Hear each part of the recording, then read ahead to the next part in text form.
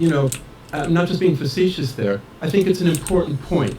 In your discussion with Murray, which I thought was brilliant, by the way, it's what ought to happen. These are difficult issues. I thought you discussed them very fairly.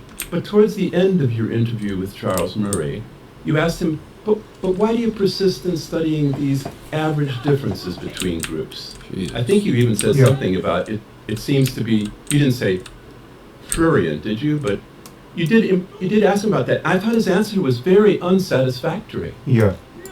And so early on I said, look, there's lots of important things to study. Why are some people schizophrenic and others not?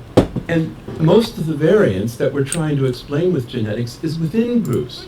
So why focus on the politically explosive issue of average differences between groups when we don't have powerful techniques to definitively answer the question of the etiology of those differences? And that's why I think there's so much heat and so little light there. Yeah, I agree. But just, again, a point of caution, and I think there's no avoiding this. The reality is, I am still digging out from the consequences of having had that conversation with Charles.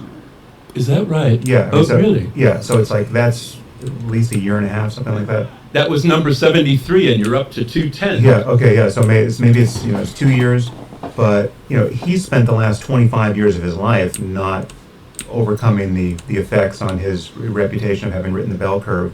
At this point, I'm reconciled to never coming out from under the shadow of having touched that topic because of the response to that podcast. I mean, people wrote articles and promoted them on social media to the limits of their abilities, essentially saying that I was a racist for having had that conversation and what I said in it. And it's maddening, but that's the environment we're in now, where people who certainly are discussed as being real journalists and who you would think would have reputations for some sort of integrity and intellectual honesty to protect will smear you as essentially a Nazi for even touching this topic. And the point I was making with Charles, which was really the reason why I spoke to him in the first place, was not born of real interest in IQ, much less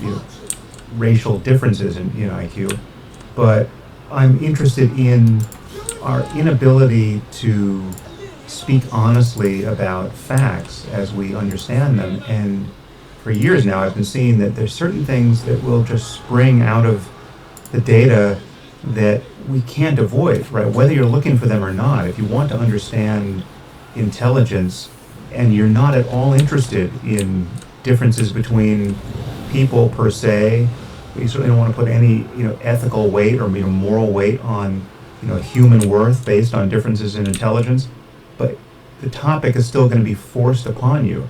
And so we just have to get comfortable with that. And I'm very comfortable that we understand what the political right answer is in the end. And we know we want people to have equal opportunities. We know we want people to be treated as moral equals at the level of fairness in our society and in notions of justice.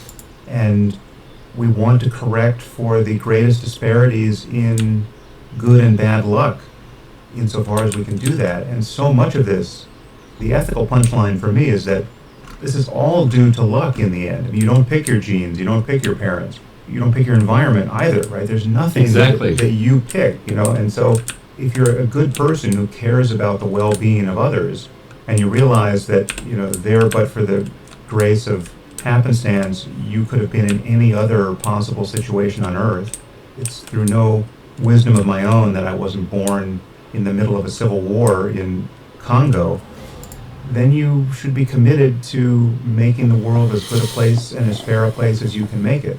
And that dictates a certain kind of politics and a certain kind of ethical commitment to treating people fairly. But people don't see that you can be, honestly, there are people who will listen to this conversation and despite what I just said, and I could rattle on in this vein for an hour and a half, and the punchline will still be, those two guys are Nazis.